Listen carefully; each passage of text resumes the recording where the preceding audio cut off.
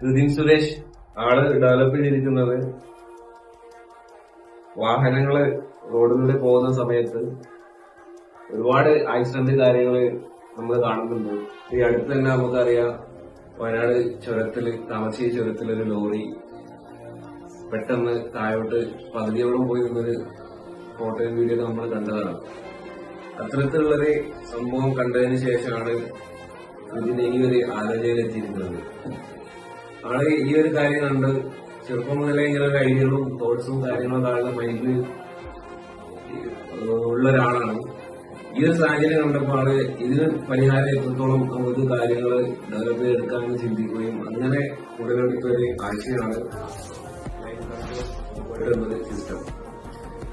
ഇത് നമുക്കറിയാം, പ്രവർത്തനം